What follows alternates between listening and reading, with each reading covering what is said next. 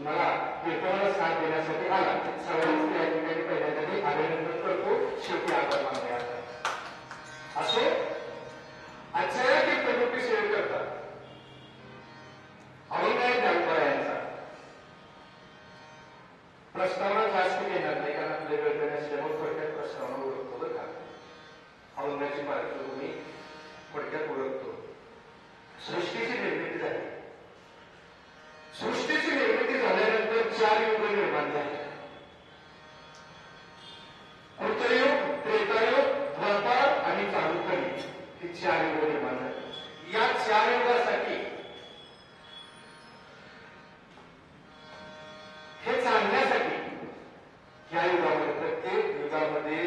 सर्व निर्माण झालेले जीवजंतू, प्राणी, मनुष्य आणि हा सर्व निसर्गाचं संतुलन अगदी व्यवस्थितपणे पिकावर चालवलं यासाठी वेदाची निर्मिती झाली. वेद हे अपौरुषेय आहे, म्हणजे कुणी एका पुरुषाने निर्माण केलेले वेद नाही, कुणी लिहिलेले वेद नाही, कुणी संशोधन केलेलं नाही. हे जे वेद आहेत ते परमात्म्याच्या मुखातून आलेले वेद आहेत. त्यामुळे हजारो वर्ष जरी झाली तरी हे नित्य मुक्त सनातन आहे. आवाज उमटोय का? आवाज उमटोय. त्यामुळे थोड्या वेदाच्या माध्यमातून आता मूळ जी आपली भाषा जी मूळ जी होती देवभाषा म्हणूया आपण, ती भाषा ही मूळ संस्कृत भाषा होती. तर ही संस्कृत भाषेमध्ये वेद निर्माण झाले. भगवान परमात्म्याच्या मुखातून निर्माण झालेले वेद, त्या वेदाच्या माध्यमातून सर्व ज्ञान आज जे चाललंय की त्याच्यावर का संपूर्ण सृष्टीचं विज्ञान असेल, अध्यात्म असेल किंवा कोणत्याही प्रकारचं सृष्टीतील ज्ञान असेल, कुठलंही संशोधन असेल, ते प्रत्येक संशोधनाचा, प्रत्येक ज्ञानाचा, जीवनाला आवश्यक असणारा प्रत्येक अंगाचा उल्लेख हा वेदामध्ये प्रतिपादित केलेला आहे. त्यामुळं हे वेद आपल्यासाठी खूप आणि अत्यंत महत्वाचे आहे. परंतु आपण त्याला स्पर्श करत हे पृथ्वीमध्ये 100% वेद अनुकरण केलं जातं. कारण 100% त्या ठिकाणी जप, यज्ञ, ज्ञान, वृत्त, वैकल्य सर्व चालत असल्या कारणाने 100% त्याचा अनुकरण होतं. नंतर त्रेता सुरू झालं आणि त्रेता सुरू झाल्यानंतर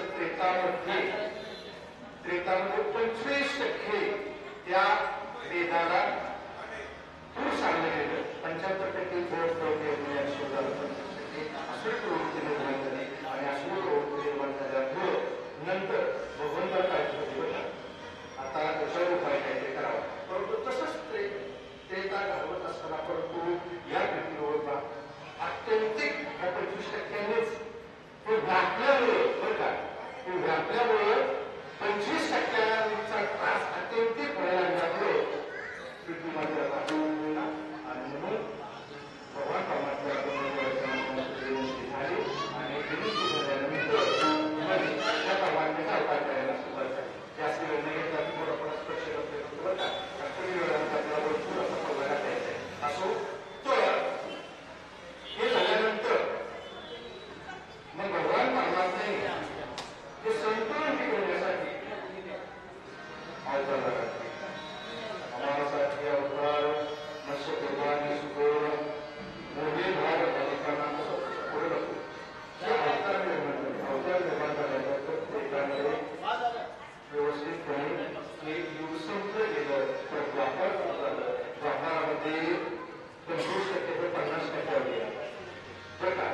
म्हणजे आस्तिकतेचं प्रमाण हे 50%, नास्तिकतेचं प्रमाण हे 50% झालं. असुर प्रवृत्ती वाढली आणि असुर प्रवृत्ती वाढल्यामुळे भगवान परमात्म्याला पूर्ण अवतार धारण करावा लागला. त्रेतामध्ये भगवान पूर्व रामचंद्र झाले, द्वापारामध्ये भगवान श्रीकृष्ण अवतारित झाले आणि अवतारित झाले तर भगवान श्रीकृष्ण परमात्म्याला काळजी पडली की अरे 50% पुढे तो कली येणार आहे आणि पुढे कली येणार असल्यामुळं कलीमध्ये हे प्रमाण वाढणार आहे. कलीमध्ये 75% होणार आहे. 50%चे कलीमध्ये 75% प्रमाण होणार असेल तर त्यांना परिपूर्ण असं ज्ञान दिलं पाहिजे. वास्तववादी जीवन जगण्यासाठी काहीतरी त्यांना मार्ग दिला पाहिजे आणि वास्तववादी जीवन जगण्यासाठी मार्गदर्शक असे भगवान श्रीकृष्ण परमात्म्यानं गीतेची निर्मिती झाली. गीतेची निर्मिती झाल्यानंतर स्वतः भगवान परमात्म्याला हे महाभारत पोचलं. भगवान परमात्म्याने जर विचार केला असता हे नाही होऊ झालं असतं ना, महाभारत झालं असतं ना, खुश केलं असतं महाभारत. पण श्रीकृष्ण परमात्म्यानं कलीसाठी म्हणजे आपल्या लोकांसाठी ते महाभारत पूर्णपणे स्वतःच्या डोळ्याने स्वतः ते सर्व निर्माण केले. आणि अर्जुनाला सांगितलं, अर्जुना ज्यावेळेस अधर्म वाढला जाईल, अधर्माच्या ठिकाणी जे लोक उभा असतील त्यांना अजिबात क्षमा करायची नाही. धर्म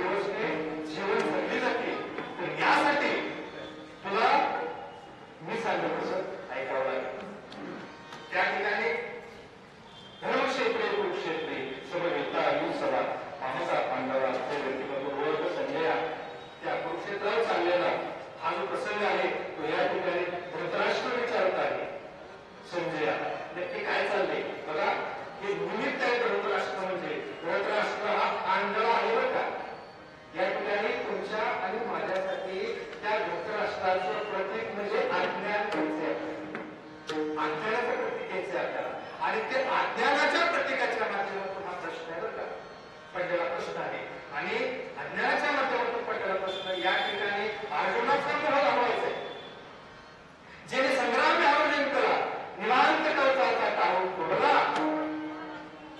तो अर्जुनामध्ये एक वेळ लक्षण तो अर्जुन मोहग्रस्त झाला भगवान परमात्म्याला जिंकलेला मग त्या अर्जुनाचा मोह घालवण्यासाठी त्याला वास्तववादी जीवन वास्तवाचं भान निर्माण करण्यासाठी गीतेची निर्मिती झाली आणि अर्जुनाला उपदेश केला आणि उपदेश केल्यानंतर मग त्याला जागा केलं अर्जुनाला तू जागायचा आता समोर उभा पण नाही पितामह भीष्म गुरुदेव ज्यांनी बाण काय शिकवला आचार्य द्रोणाचार्य अशी मंडळी समोर उभं आहे गुरुपुत्र अश्वत्थामा आहे गुरुबंधू कर्ण आहे सुरू रक्ताचे स्वतः उभा आहे आणि आश्चर्याच्या भगवान परमात्मा स्वतः उभा आहे का ज्यावेळेस तुम्हाला खऱ्या अर्थानं वास्तवाचे जीवन करायचं असेल जर तुम्हाला भविष्यामध्ये जर धर्म टिकवायचा असेल धर्माचं ज्ञान द्यायचं असेल तर स्वतः भगवान श्रीकृष्ण परमात्म्यांनी पितामह भीष्म आणि द्रोणाचार्य यांच्यावर काम सोडायला का संगतीसाठी बरोबर आहे त्यांची कुसंग असल्यामुळं कुसंगामुळे साधू सुद्धा प्रकटला जातो कुसंगे झालेला साधू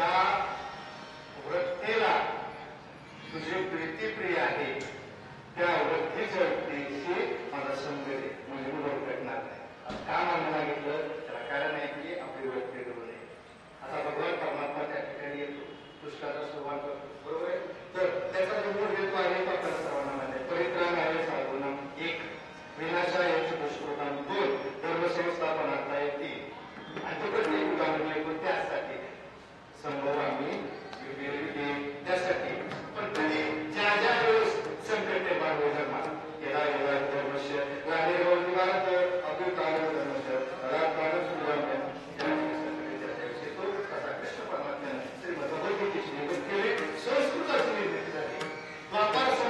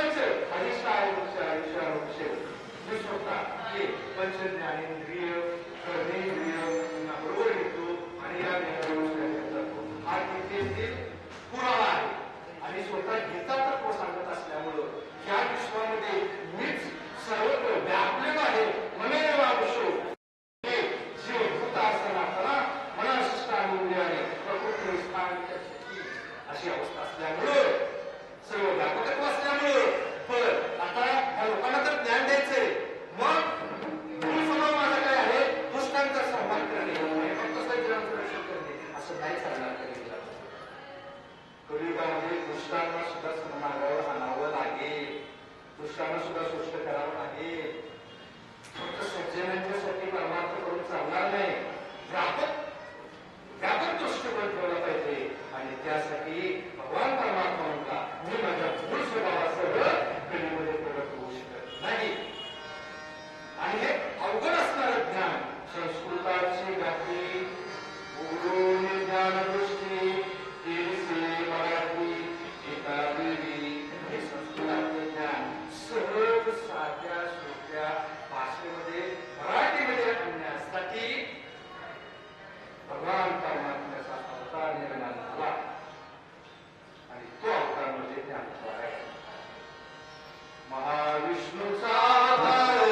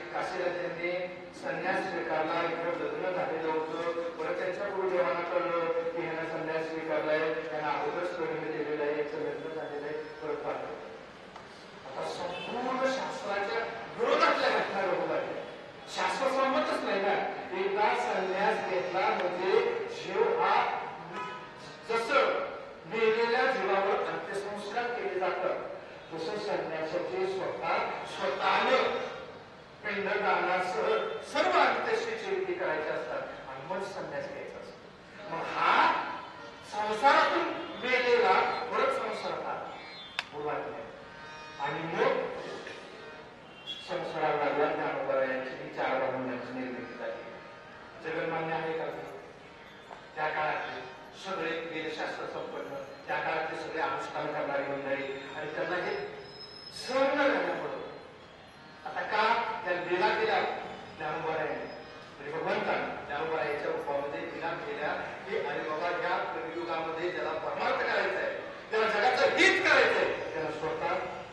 त्रास सहन करायचा.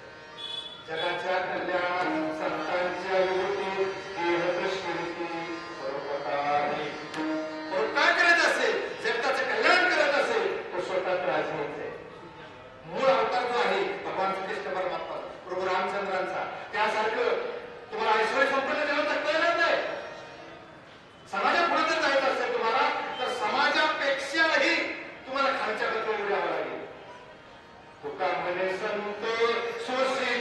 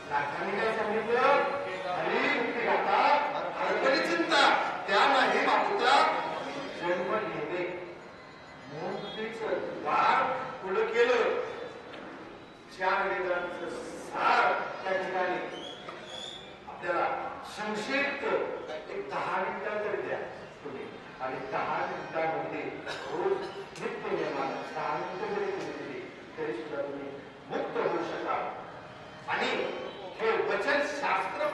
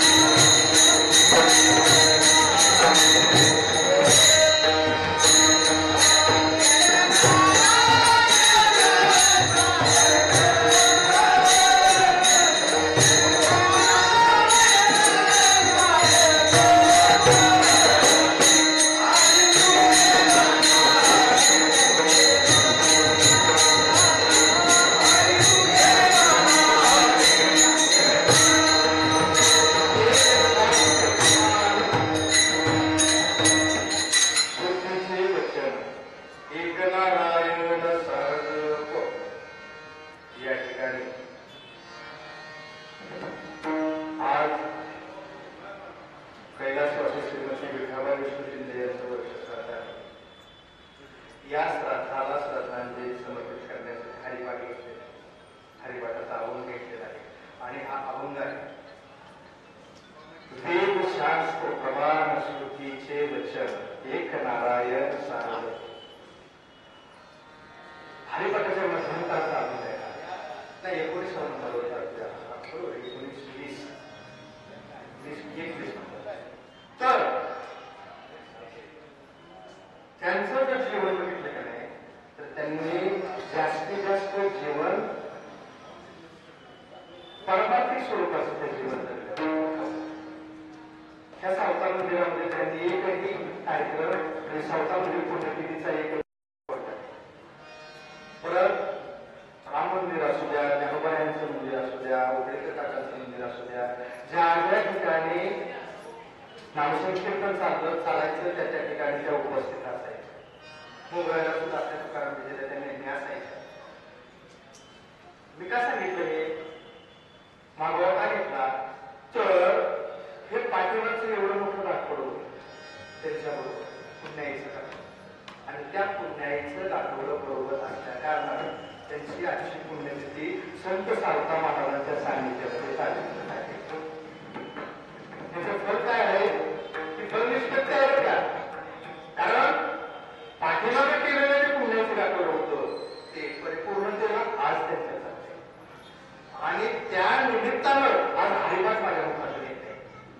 सर्वोत्तम साधनाबद्दल कलियुगात सर्वोत्तम साधन आहे कलियुगात ज्ञानोबा यांचं हे सर्वोत्तम साधन आहे. आज ज्ञानोबरायाच मी का सांगतोय कारण आपण आता परत 8 दिवस ज्ञानोबरायाच्यावर चिंतन करणार आहे. बरोबर आहे की तर ज्ञानोबरायाने जीवाचा उद्धार करण्यासाठी हरिपाठ सांगितला. भगवान परमात्म्याचं नाम सांगितलं. जगद्गुरु तुकोबारायांनी तेच सांगितलं ना.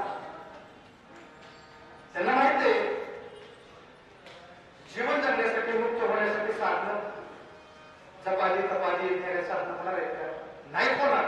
तुकोबारायांनी सुद्धा तेच केलं आणि जे वेदशास्त्र संपन्न होते रामेश्वर शास्त्री त्यांना सुद्धा स्वतः जगून दाखवलं आणि त्यांना म्हणावं लागलं की मी 4 वेद 6 शास्त्र 11 पुराणाचं पठण केलं, अध्ययन केलं, जगाला मी ते मार्गदर्शन करत होतो. न्यायाचार्य होते धर्मपंडित होते आणि न्यायाचार्य असणाऱ्या धर्मपंडितांना सुद्धा शेवटी शरण जावं लागलं आणि सांगावं लागलं की हे साधनं सुद्धा माझं पट्टीकडे परिणाम शेवटी करायला पट्टीकडे माझं जपत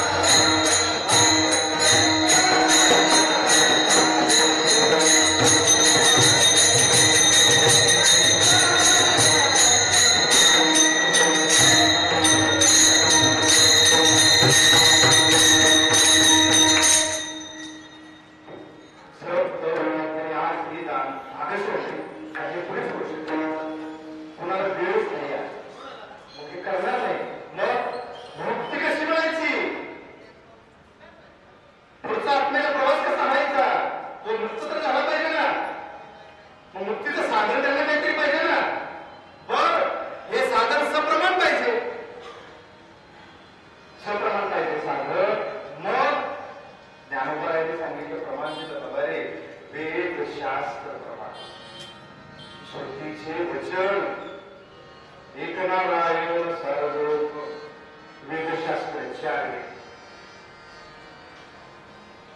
ऋग्वेद, यजुर्वेद, सामवेद आणि अथर्ववेद 4 प्रकारचे वेद.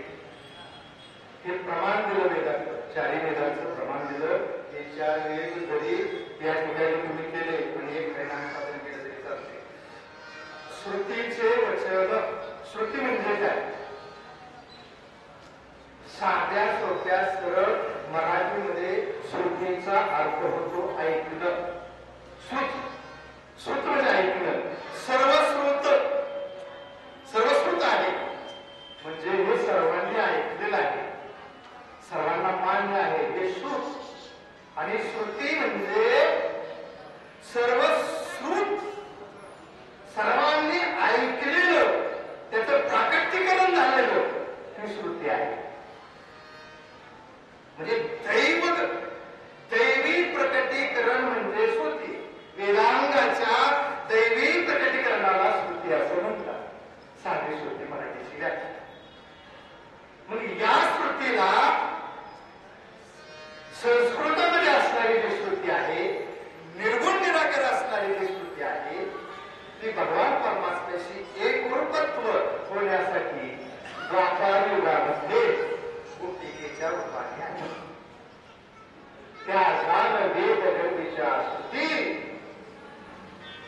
श्रुती रूपे नवे मत प्राप्ती, तै परतल्या म्हणणे केली माझी. त्या माझ्या संगतीमध्ये माझ्या नामाचं एकरूपत्व वेदामध्ये त्यांनी निर्गुण निराकार श्रुतीने एकरूपत्व प्रकट केलं. पण त्याचा अनुभूती घेण्यासाठी त्या देह झाल्या, त्याची जाण समस्त श्रुती गोपिका रूपे गोकुळ येते. त्या श्रुती निर्गुण निराकार सर्व साकार होती झाल्या, त्या आणि श्रुती होत्या. आणि त्या श्रुती शास्त्रसंमत प्रमाण जीवन जगल्या, परमात्म्याचे एकरूप झाल्या, त्यांनी अनुभवलं. आणि त्याची अनुभूती संत महात्मे आपल्याला सांगतात सप्रमाण. त्याने आनंद निर्माण केला पाहिजे. त्या प्रेमाने झाले ना भगवान परमात्म्याशी. तुझ्या मुरलीचा ध्वनी अकल्पित पडला कानी, केवळ झाले अंत करणी निगर्भता विसरले. त्यासाठी होती का वेगळ्या झाले का नाही? मुरली नव्हे केवळ बाण, तिने हरिला माझा प्राण, संसार केला दान, मी एवढे संसरली.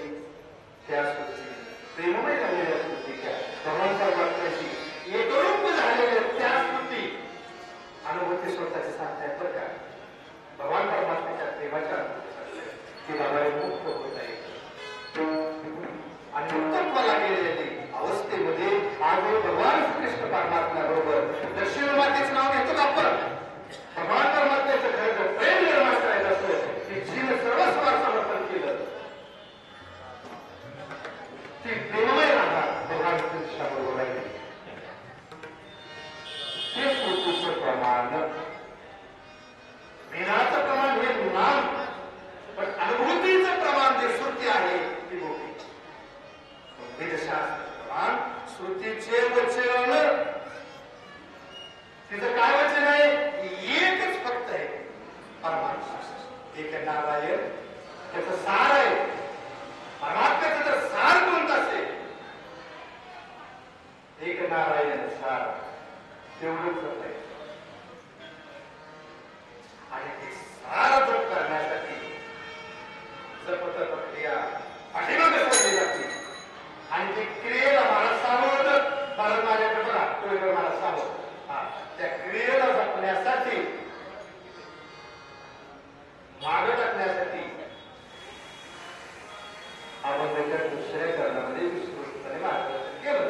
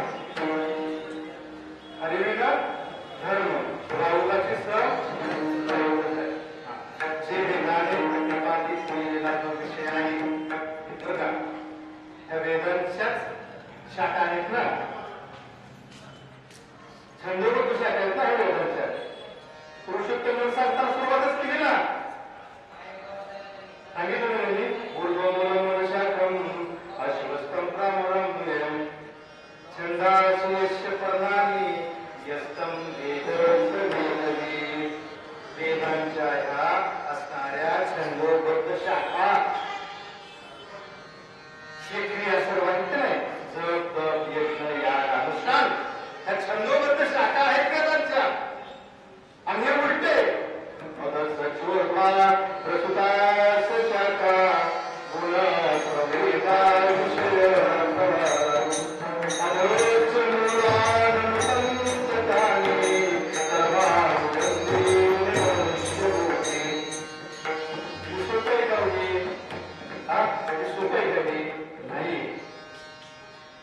पण हे काहीच करू नका निवांत राहा तुम्ही त्याच्या सरावापासून बाजूला राहा हे तुम्हाला मोहग्रस्त करत चिंताग्रस्त करत पण ह्यातून बाजूला व्हा आणि अनुभूतीचं जीवन जगणाऱ्या महात्म्याचं प्रमाण दिलं निर्माण मोहा जितसंग पुरुषा अध्यात्मनित्या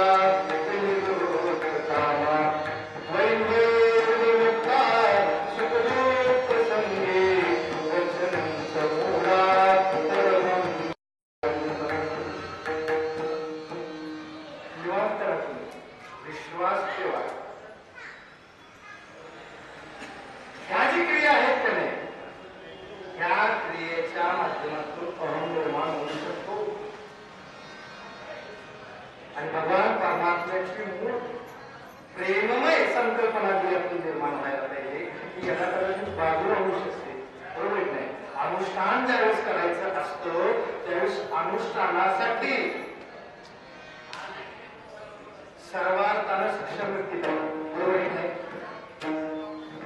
सगळं पाहिजे कर्म अर्थ काम आणि मोक्षाची तयारी अनुष्ठान साधन करायचं म्हणजे साधना सिद्ध करायची म्हणजे चारी पुरुषार्थ बरोबर पाहिजे बरोबर मग तो मोक्ष पुरुषार्थ करावा धर्म अर्थ तर पाहिजे बरोबर आहे म्हणजे संपत्ती तर आवश्यक आहे का नाही हे यज्ञात तत्वादी साधन करण्यासाठी म्हणजे सर्वांना शक्य होईल असं नाही ना जर येता कदाचित विचार करा आपण त्रेतामध्ये जाऊ पुत्रकामेष्टी यज्ञ गेला राजा दशरथ पुत्र प्राप्तीचे तो यज्ञ सर्वांना शक्य होता का अश्वमेध यज्ञ हा एक होता का शक्य कोणाला त्या काळामध्ये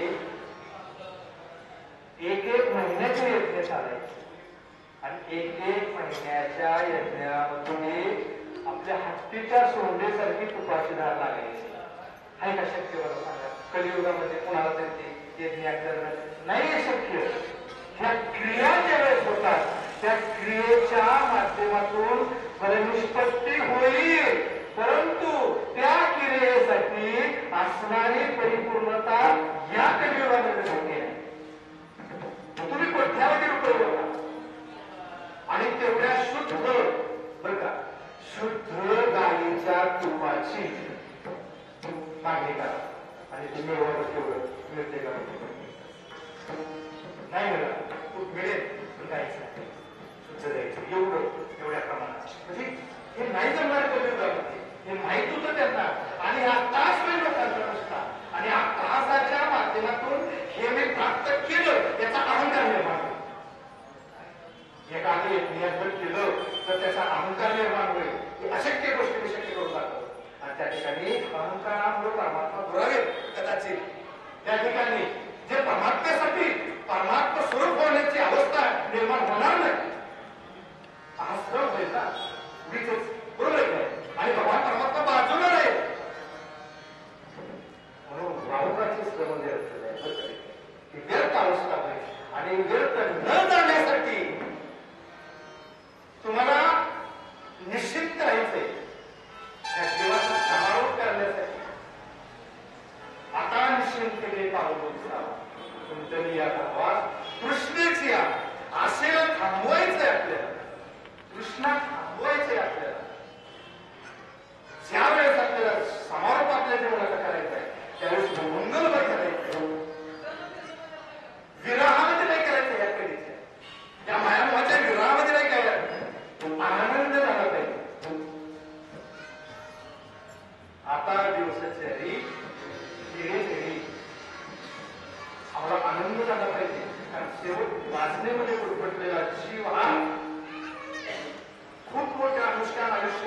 साधलेला जर भरत राजा सुद्धा समारोपाच्या वेळी वाचण्यामध्ये आढळलं ना, घाला तो घातला वाचवलेले.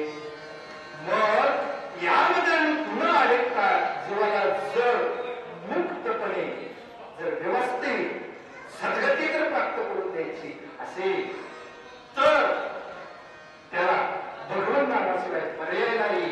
आणि निश्चिंतपणे राहण्यासाठी सप्रमाण आपण त्याच्या तिसऱ्याच्या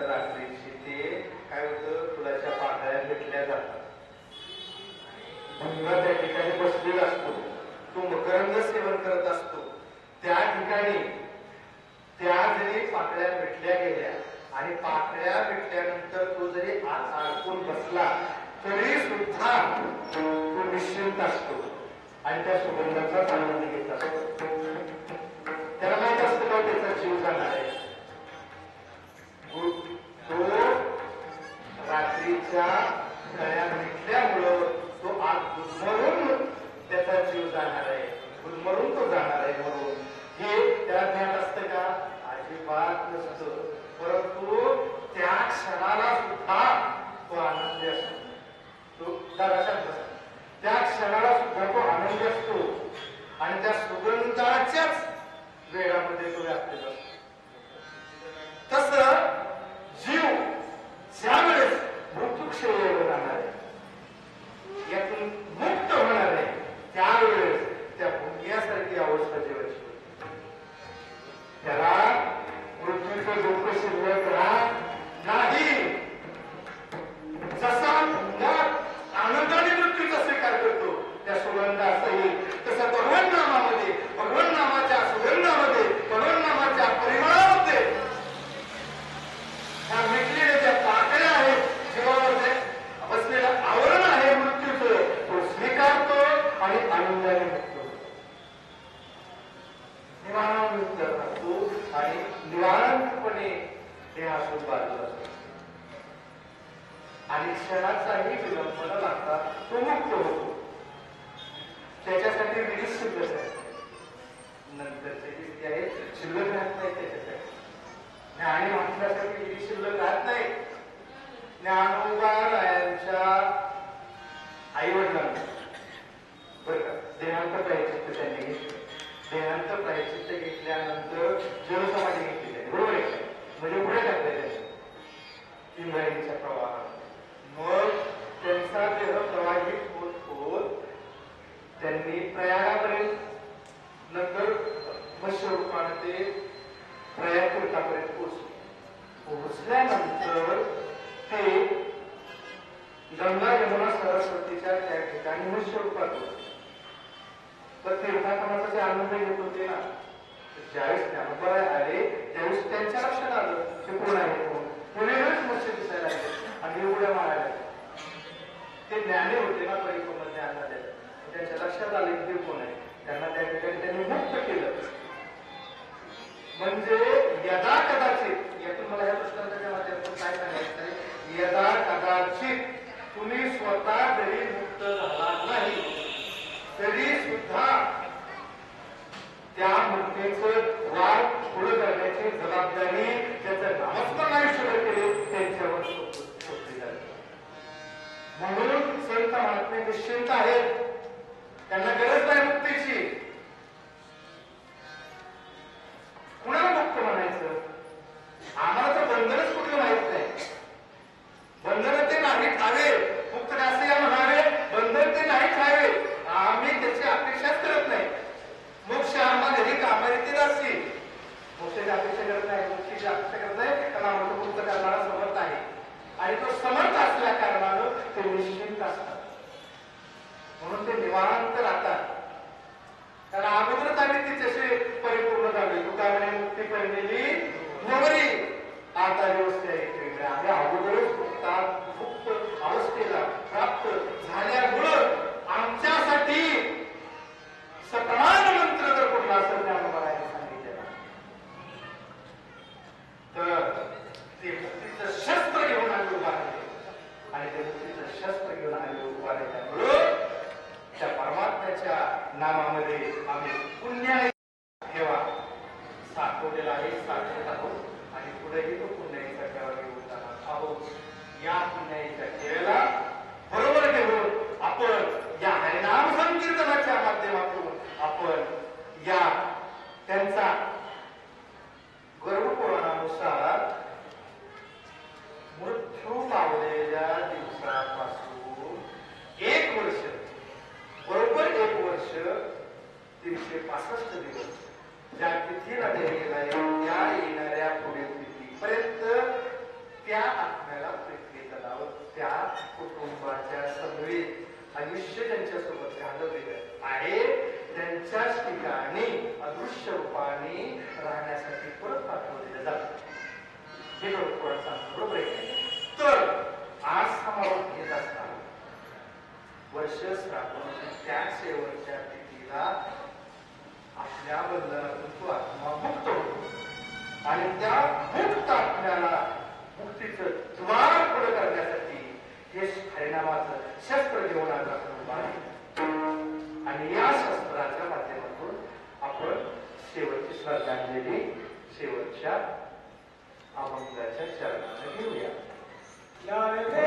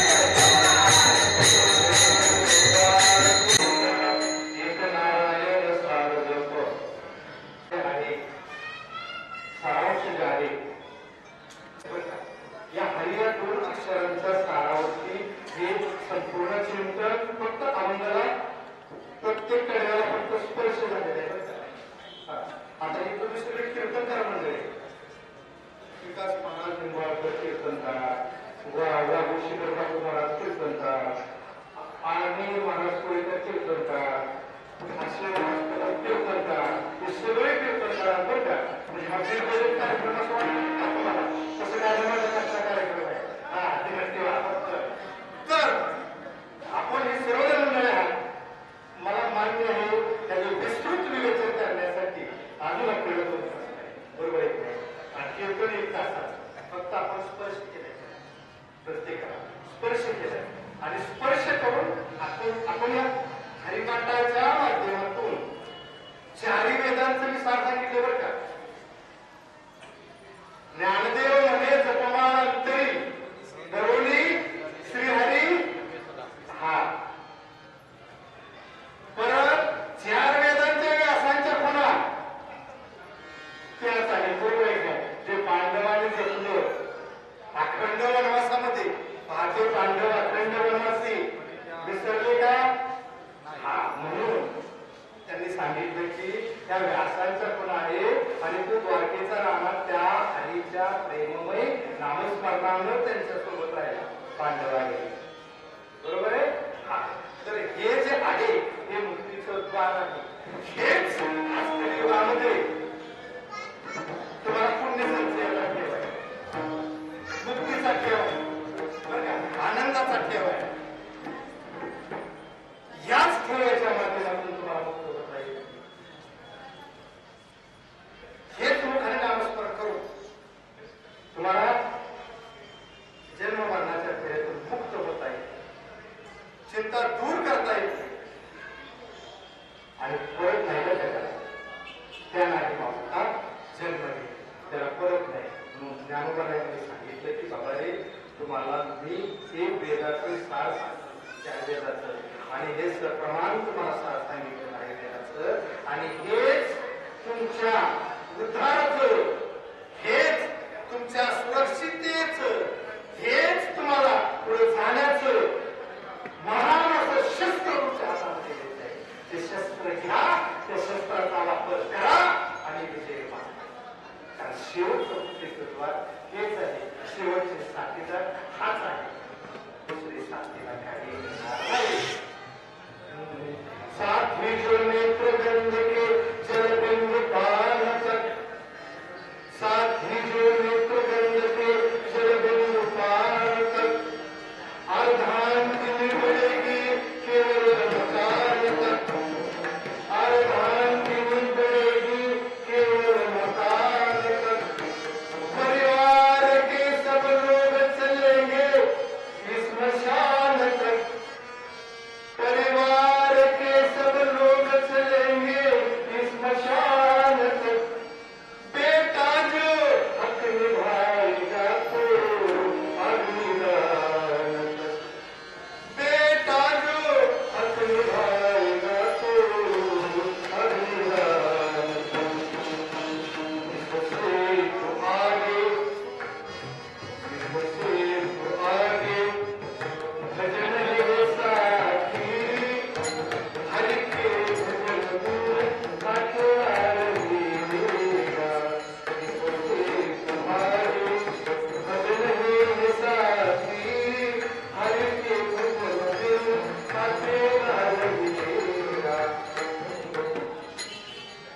साथी जो नेत्र गंध के जलबिंदु पान, साथीदार इष्ट मित्र हे जे आहे ते गेल्यानंतर फक्त अश्रू घालतील आणि ते विधी झाल्यानंतर त्यांच्या मार्गाला लागतील. यदा कदाचित अंत्यविधी पूर्ण करून रस्त्यामध्येच सवंगड्यासोबत लगेच झापान करतील आणि तुझा मृत्यूचा विसरून जातील. अशा घटना बघा तुम्ही. अंत्यविधीवर आल्यानंतर लगेच तुझ्या पाण्याला रस्त्यात त्या घटना घडतील. अगोदर सांगितलेलं आहे. साथी जो नेत्र गंध के जलबिंदु पान तक, अर्धांगिनी बढ़ेगी केवल मकान तक. अर्धांगिनी म्हणजे पत्नी. मकानातून बाहेर काढल्यानंतर त्या वाटेवर प्रवासापर्यंतच्या वाटेवरच फक्त त्या बाहेर घरापर्यंतच अर्धांगिनी बढ़ेगी केवल मकान. परिवारातील सर्व लोक